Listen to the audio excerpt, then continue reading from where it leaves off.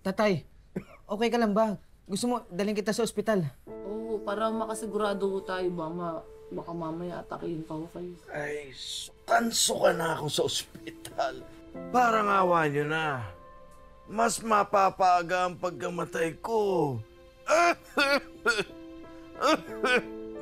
Tay, huwag ka naman magsalita ng ganyan. Kaya ko ang sarili ko. Eh kayo, ang tatanda nyo na. Para pa kayong mga bata kong umasta. Ha? Glenda, Melchor. Tay, pasensya ka na. Ito kasing si Pretty dinala yung kayabangan galing ng Maynila. Ate, sabi ni Pretty, ikaw daw nauna. Tumigil kayo. Ikaw, Pretty, ha? Sampid ka lang dito, kaya manahimik ka na lang. Paano? Palibhasa, asal kalye, asal kanal. Kayo manahimik! Kayo manahimik! Tay!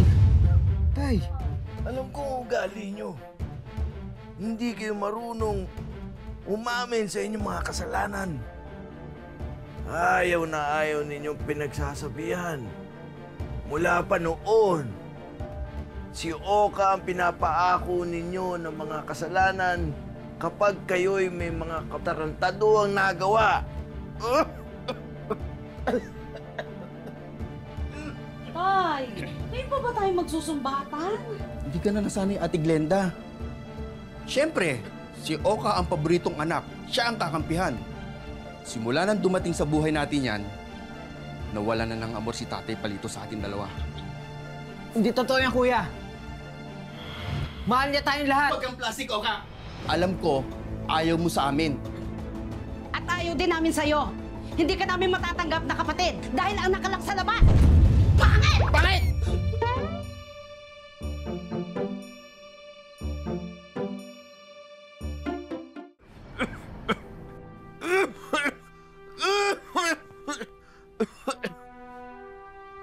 Talagang pinapaaga nyo ang aking pagkamatay.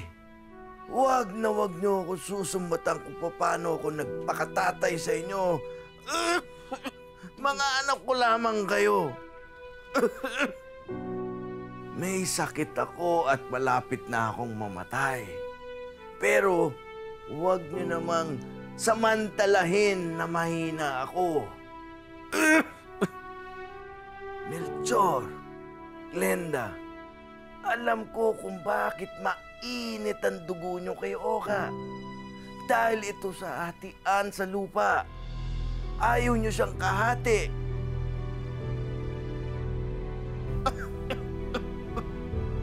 Ha? Di ba tama ako?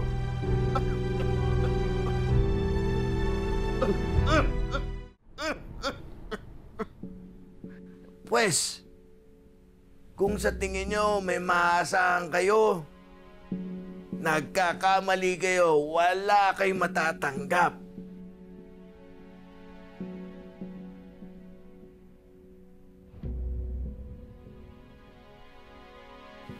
Kay Oka ko ibibigay ang lahat ng aking ari-arian.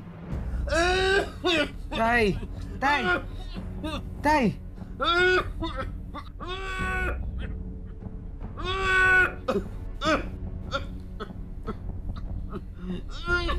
Melchor! Halika naman, kayo pa pala dito! Tay! Tay, i-relax mo yung sarili mo. Baka kumapano ka na naman eh.